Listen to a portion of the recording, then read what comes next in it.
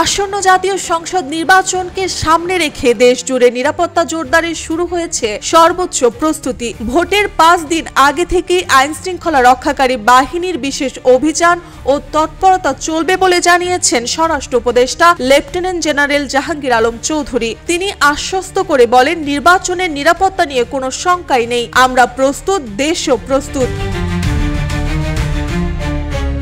শনিবার দুপুরে পটুয়াখালী সার্কিট হাউসের সামনে সাংবাদিকদের সঙ্গে আলাপচারিতায় স্বরাষ্ট্র উপদেষ্টা জানান, নির্বাচনকে ঘিরে 9 দিনের কঠোর নিরাপত্তা বলয় গড়ে তোলা হবে। ভোটের আগে 5 দিন, ভোটের দিন এবং ভোটের পর 3 দিন মাঠে সক্রিয় থাকবে সব বাহিনী। তিনি বলেন, ইলেকশনের আগে 5 দিন বড় ধরনের কার্যক্রম চলবে। সব রকম হুমকি ঝুঁকি মাথায় রেখেই আমরা শক্ত অবস্থানে যাচ্ছি।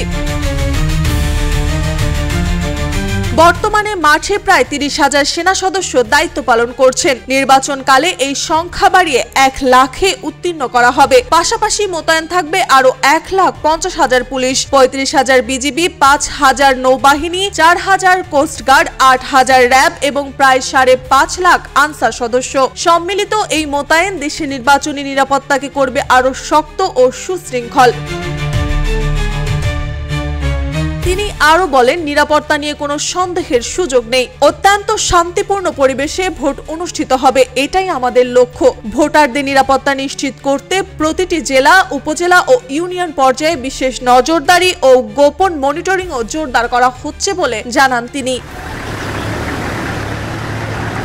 স্বরাষ্ট্র উপদেষ্টার মতে, এবারকার নির্বাচনে নিরাপত্তা বাহিনীর প্রস্তুতি হবে সবকিছুর চেয়ে আলাদা, পরিকল্পিত, সম্মিলিত এবং সর্বোচ্চ সতর্কতার সাথে সাজানো। মার্জিয়া মৌ, রূপালী বাংলাদেশ।